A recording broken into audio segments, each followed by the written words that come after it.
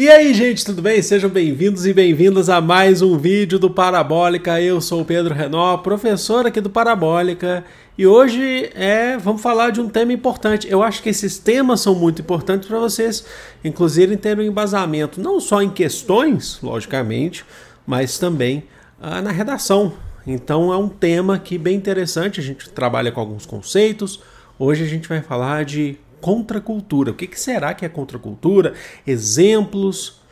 Eu sou o professor Pedro Renó, estou aqui com vocês, com todo o amor que houver nessa vida. O professor aqui do Parabólica.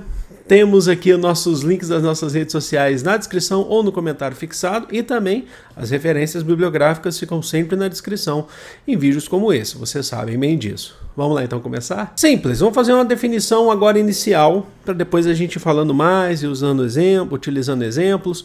Contracultura é um movimento que questiona, é o movimento, ou existem vários na verdade de contracultura, mas se a gente for definir a contracultura, é um movimento que questiona a cultura vigente em determinado espaço e tempo. A gente vai ver que ela surge mesmo no século XX, na década de 60. Tá? Existe até hoje a contracultura. Então ela pode ser considerada, sim, oposição em relação ao tradicionalismo cultural. Tá? Então, assim, aquela cultura tradicional ou algo que está sendo massificado, a contracultura, ela se opõe a isso. Então, é um movimento contrário a essa cultura, tá? E é também um movimento cultural, logicamente, né? Mas que se opõe à cultura tradicional vigente em um determinado espaço ou tempo. O movimento de contracultura, ele surge, né? Alguns vão dizer que ele surge na década de 60 nos Estados Unidos, mas também a gente vai ver aqui que também não é só nos Estados Unidos, mas na década de 60, quando a gente pensa, por exemplo, no movimento hippie. Tem um vídeo aqui no canal sobre o movimento hippie, eu vou deixar ele aqui, é nesse lado aqui, no card aqui para vocês, se eu lembrar, tá bom? Qualquer coisa vocês procurem movimento hippie Parabólica. O que era o movimento hippie? Criticava, vamos pensar primeiro na questão social, tá? Criticava o modelo de sociedade militarizada que era os Estados Unidos na década de 60. O que estava acontecendo? Vamos contextualizar o que estava acontecendo na década de 60 nos Estados Unidos. Estava acontecendo, não nos Estados Unidos, mas no mundo. A Guerra Fria, logicamente, esse é o contexto da Guerra Fria, para ver quem era a grande beligerância, né? Se seria os Estados Unidos e seus aliados, ou a União Soviética e seus aliados, aquele temor de uma guerra nuclear, mas especificamente o que aconteceu de 1955 a 1975, são 20 anos de Guerra do Vietnã. Os Estados Unidos perdeu a Guerra do Vietnã, mas enviou soldados para a Guerra do Vietnã, uma guerra violenta, utilizaram napalm, queimaram crianças, sabe, tem até aquela fotografia famosa, é muito triste, queimaram pessoas. E o que a cultura hippie fazia? A cultura hippie, a famosa cultura do paz e amor, criticava esse modelo militarizado de sociedade, de tentar ser... Na verdade é para ver quem é maior, quem que é grande, quem que... Sabe? E a cultura hippie tinha aquela questão do não faça guerra, faça amor não faça guerra, paz e amor. Então fazia crítica a esse modelo de sociedade militarizada, uma crítica a esse modelo de sociedade, essa tradicional família estadunidense, sabe? Aquela família feliz, esse estilo de vida, né? Dos Estados Unidos. Então é interessante porque ele se opunha a essa cultura. E se a gente olhar na prática, o que é o hippie? Vocês percebem, vocês olham assim, falam assim, a pessoa é riboronga. O hippie não tem sentido hoje, tá? Isso é interessante discutir. Eu sou hippie. Você pode até falar, eu sou hippie. Tem um sujeito que eu conheço que é hippie. Mas não é que ele não tem sentido, eu vou até me refazer aqui. Mas nesses moldes ele não tem sentido, porque o hippie era naquele modelo de sociedade dos Estados Unidos. Então, naquele modelo específico, não significa que não possa ter hippie, mas nesse sentido só faria sentido naquele contexto. Agora, o que a gente pode pensar, né, sobre eles? A estética era uma estética de flores no cabelo, totalmente diferente, por exemplo, cabelos jogados, cabelos grandes, totalmente diferente do que se pensava de um estadunidense, de um corte de cabelo militar, por exemplo, de uma família feliz dos Estados Unidos. A própria vestimenta, as roupas, você já tinha roupas que eram mais largas, roupas jogadas, mais transparentes, com bordados. Acho que é muito interessante. Você tinha toda a questão de vangloriar a questão da natureza. Na música, acho que é muito interessante discutir isso, falar sobre isso. Infelizmente a gente não pode colocar a música aqui, mas eu gostaria muito que a gente pudesse, mas a gente não pode. Você tem no movimento hippie, por exemplo, músicas psicodélicas, músicas rock and roll puro, uma voz e um violão, mas, sabe, então a gente está falando de solos de guitarra com Jimi Hendrix, a gente está falando da voz rasgada, mas muito bonita, de Janis Joplin, sabe? Então a gente está falando de tudo isso, a gente está falando, e não só, tá? Isso pega depois outros movimentos, que alguns que vêm depois, outros que essa turma curtia também, né? Que já são quase aí basicamente os primórdios aí de outras bandas, tal, que depois viriam a formar o heavy metal, né? Mas você tinha solos de guitarra virtuosos muitas vezes. O Jimi Hendrix era maravilhoso, botando fogo na guitarra. Isso tudo refletiu, inclusive, a questão sexual também, que é um debate sobre questão sexual. Não faça guerra, faça amor, não faça guerra. Vamos nos amar, sabe? Rolava muita droga, logicamente, que tinha também essa questão da liberação das drogas, legalização, né, de algumas drogas e tal, consideradas ilícitas. E aí isso tudo refletiu naquele ano de 69, 68, né? O Woodstock foi 68, 69. Agora não me vem na cabeça porque 68 é um ano marcante, tá? 1969, logicamente. 68 é um ano marcante, mas o Woodstock... Você teve outras edições do Woodstock, mas essa é a que fazia sentido naquele momento, onde bandas, a gente teve Joe Cocker cantando, a gente teve Jimi Hendrix, né? E você tinha muitas pessoas nuas no... Pedi até pra Marília, que vai fazer essa edição, né, mozão? Cuidado aí porque o YouTube censura, tá? Com as imagens também. Infelizmente a gente não pode passar tudo também, né? Mesmo sendo no sentido educativo. Então... É bem interessante de se pensar, porque você estava rompendo com essa cultura. Chega de baladinha, sabe? Apesar de eu gostar muito, chega de Beatles. Vamos colocar flores no cabelo, solos virtuosos. Os próprios Beatles depois. Chega lá mais para metade de sua rápida carreira, os Beatles já estavam ali também muito próximo do que seria o movimento hippie, apesar de não serem hippies. O John Lennon sim, já em sua carreira solo, ele já esteve já acompanhado nesse processo, tá? Mas já entrando depois na década de 70, se eu não me engano. Mas já aderia na ideia da questão do amor, da paz e por aí vai.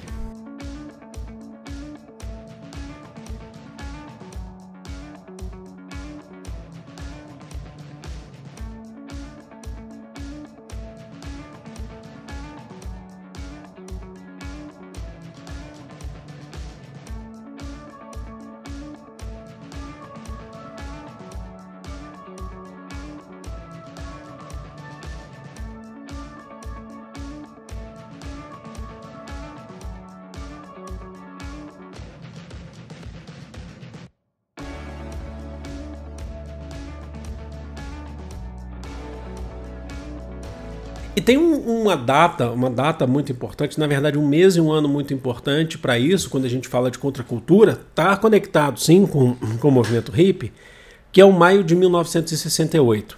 Isso no mundo inteiro, mas foca na França, porque é a França onde se inicia.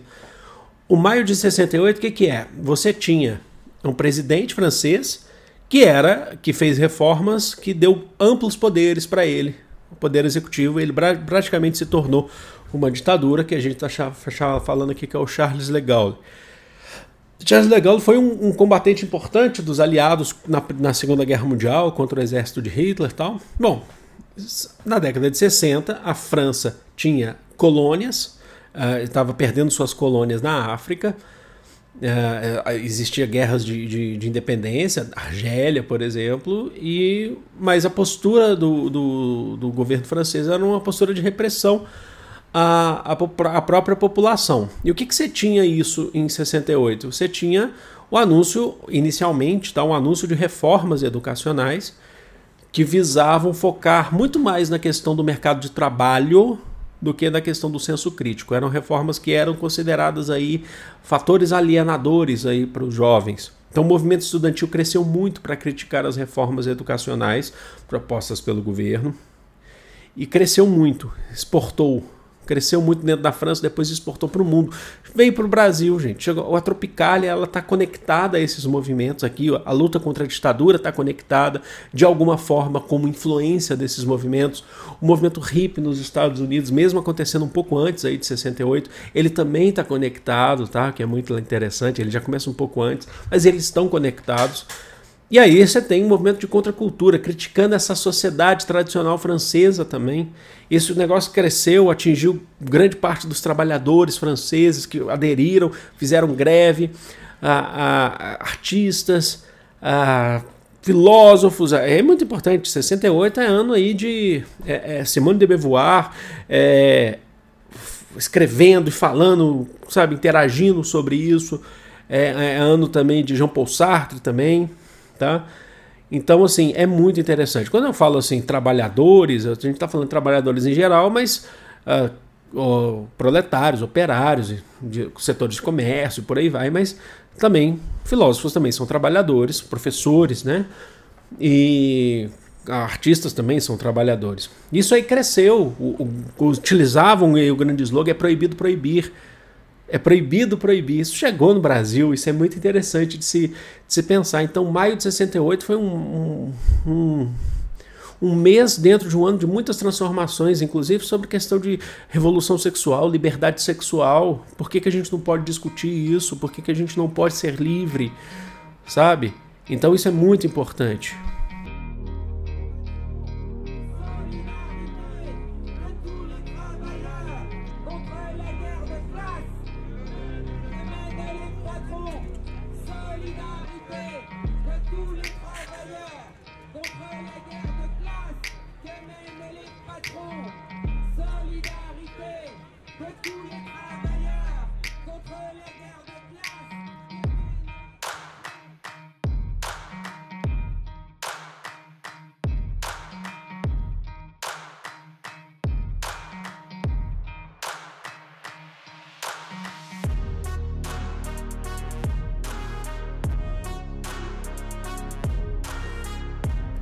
Aí a gente chega na década de 70, já entendendo o que é a contracultura, a crítica a esses padrões, e eu quero dar para mim o que é o melhor exemplo de contracultura, e é o que eu mais gosto, tá? Movimento punk. E eu tenho isso no meu coração, tá? Quando jovem, falava que era punk, cheguei a fazer moicano. Para, mozão, para de rir de mim. Mas eu cheguei a fazer moicano e tal.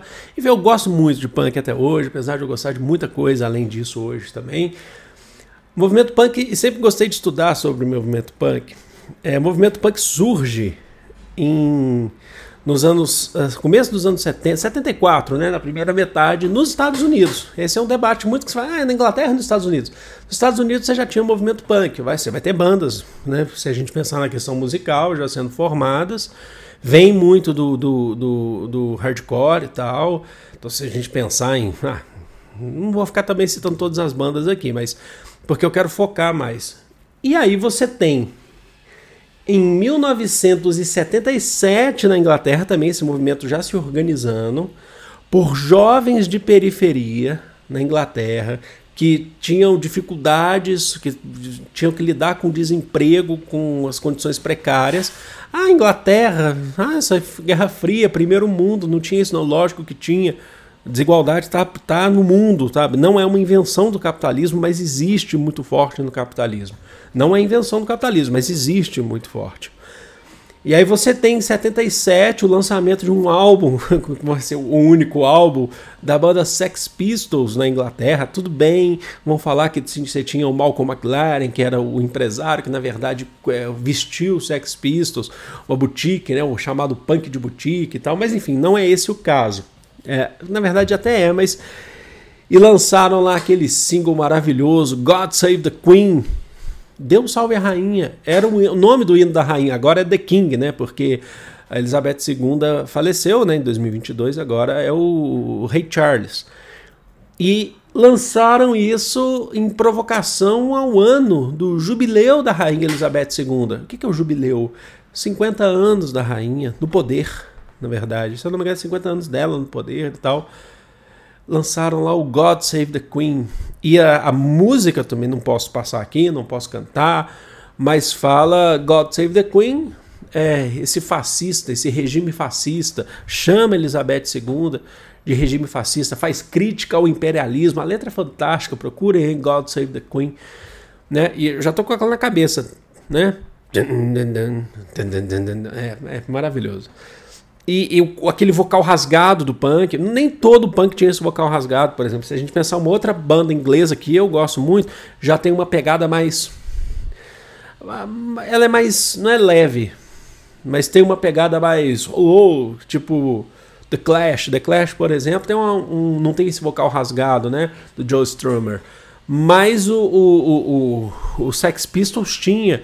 E eles se vestiam, por isso que eu falei o punk de boutique, que dizem que o empresário que vestiu eles e tal, na loja de roupa e tal, roupas rasgadas, camiseta rasgada, contra todo esse padrão estético, inclusive contra esse padrão, contra não, mas rompendo com o padrão estético, inclusive hippie, tal, de cabelos ao vento, calças boca de sino e tal, né?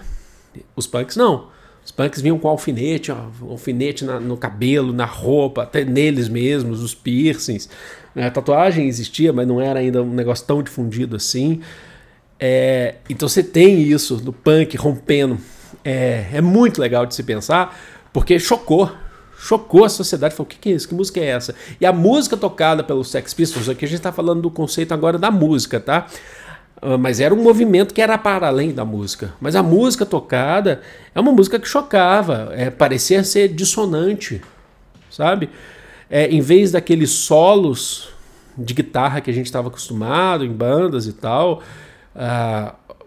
ou solos virtuosos, você trocava lá por 3 ou 4 acordes, numa guitarra bem ardida, e um vocal que não se preocupava com o clássico, o fino, até qual que é o ponto mais alto que qual faz uma oitava. Não existia isso pro punk. O punk, ele chocava a sociedade, é um movimento de contracultura. E com o punk veio, logicamente. Você tem uma literatura punk, você tem... nossa, isso é fantástico, porque isso chegou no Brasil, a publicação de revistas, dos próprios punks aqui no Brasil, a gente vai chamar de zines, né, ou de fanzines e tal. Nossa, é fantástico de se pensar.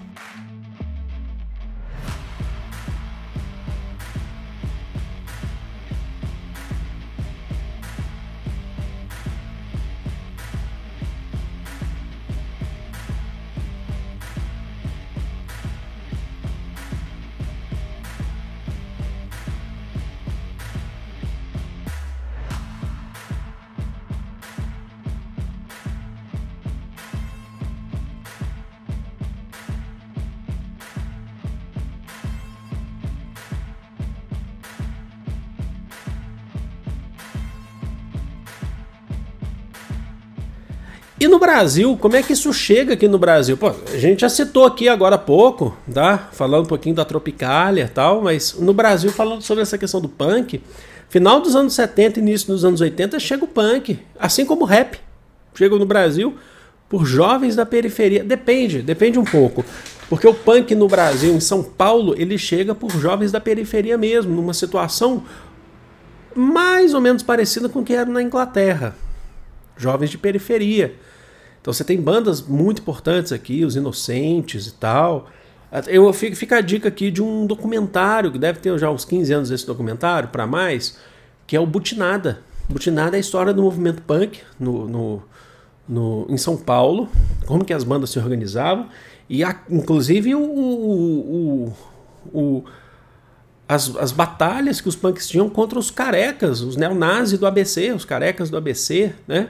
Você tinha esses conflitos, inclusive, porque o punk anarquista fala, o Estado não me representa, ele choca, tá ligado muito às questões sociais, que são muito importantes, são por jovens da periferia e tal. O rap também vem com toda essa força, né? Trazendo ali, então, o hip hop. E é muito importante destacar que não há um rompimento com a interferência da influência estrangeira. Não é um rompimento, tá? Com a influência estrangeira. Não, tá longe disso. É um rompimento, é um movimento de contracultura que faz a crítica à cultura vigente. O que você estava acostumado aqui no Brasil? O que era o Brasil? O Brasil passou pela Tropicália e tal, mas existia sempre no Brasil uma ideia de exportar música, que é a bossa nova. Então aqueles acordes gigantescos, aquela voz baixinha, sendo tocado por uma classe média no Rio de Janeiro.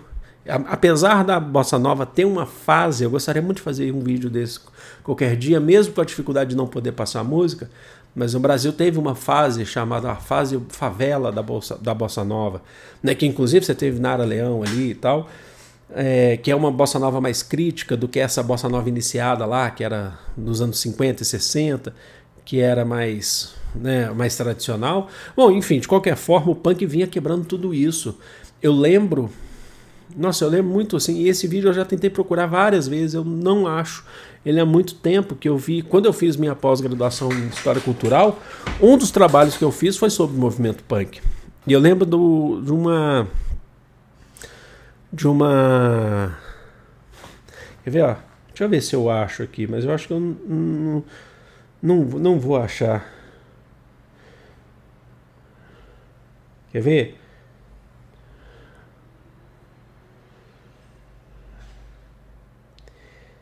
Eu acho que foi o Olho Seco. Eu acho que realmente eu não vou achar. Cantando Ela Só Pensa em Matar num programa de auditório com calouros do Miele. Vocês lembram do Miele? Miele foi um apresentador, acho que foi um roteirista, né? Um dramaturgo no Brasil. Tal. Ainda é, né? Não sei. E aí foi lá o Olho Seco cantar uma música chamada Ela Só Pensa em Matar. Ela Só Pensa em Matar! Eu não posso cantar, e cantava desse jeito assim. Os jurados ficaram assim, ó. O que é isso? Não tô entendendo. Início dos anos 80, os jurados assim. Aí eu lembro que uma das juradas falou assim, que música interessante. Chocou. Isso é a contracultura. Não como movimento punk, mas eu tenho um vídeo também falando sobre contracultura, lá do final dos anos 70, do Raul Seixas, tá? Raul Seixas teve relação, sim, com punk. Afinal de contas, ele era parceiro de Marcelo Nova, punk, Camisa de Vênus. O Raul Seixas tem um show dele, esse eu tenho que procurar também, que ele pega a guitarra e tem uma música lá que ele fala que ele não é como a bossa nova, ele pega a guitarra dele e começa a fingir que ele está fazendo acordes formato aranha, que são acordes totalmente diferentes, que a bossa nova é isso, né? 389 acordes, assim, em um espaço de tempo, em um compasso. É um negócio absurdo. Para quem toca aí, talvez entenda, né? Acho que todo mundo entende isso que eu tô falando. Eu não toco, eu entendo muito pouco também. Eu tenho guitarra, toco minhas musiquinhas básicas só. Há muito tempo não pego ela para tocar. Mas é muito interessante. Então, e o rap também, o rap chegou fazendo críticas, rompendo, sabe? E com isso veio, eu sempre uso esse exemplo, o skate chega junto, faz parte desse movimento todo, sabe? O skate no começo dos anos 80, eu morava aqui eu moro em São Paulo, mas sou de Belo Horizonte, depois fui embora, voltei agora. O governador do estado de São Paulo, não, mentira, o prefeito de São Paulo, quando eu era criança, era o Jânio Quadros, sim, o Jânio, aquele que foi presidente do Brasil. Ele proibiu o skate em São Paulo, porque ele falava que o skate chocava as pessoas, era depredar patrimônio, era utilização de drogas, é o que ele falava. Mas o skate é uma cultura importante, sabe? Surgiu como uma contracultura, se a gente for olhar, tá bom?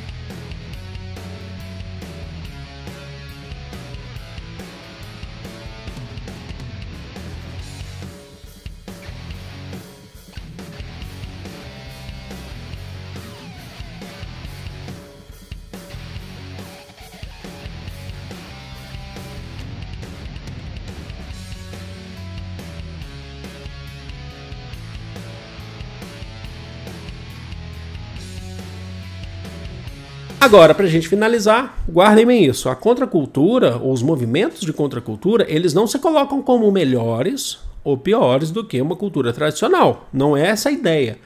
É sim fazer uma crítica. Falar, ó, existe coisa a mais. Tá? Ele não se coloca então como melhor, nós somos melhores que vocês. Porque aí ele estaria entrando até em tradicionalismo, se ele fizesse isso. Então a contracultura não se coloca como melhor do que ninguém, mas se coloca como uma questão alternativa, crítica, tá? Dessa cultura tradicional, dessa cultura vigente. E não está só na música, logicamente vocês perceberam. E ela utiliza muito da cultura de massas. A contracultura, a cultura de massas é muito importante para poder exportar isso. Afinal, o que foi 68? 68 chegou no Brasil, sabe? O maio de 68 na França é proibido proibir. Só para vocês terem um exemplo. O punk chegou no Brasil. O rap exportado também chegou no Brasil, ganhou suas próprias características. Não é igualzinho, mas tem influências. Então a cultura de massas também, a questão da mídia também às vezes é muito importante para a contracultura, tá bom? Então é isso, gente. Espero que vocês tenham curtido, espero que vocês tenham gostado desse vídeo. Foi muito legal de fazer, gostaria de ficar aqui mais tempo falando, mas o tempo não nos permite. Vou ficando por aqui, amo vocês de todo o coração do mundo. Grande beijo, fui!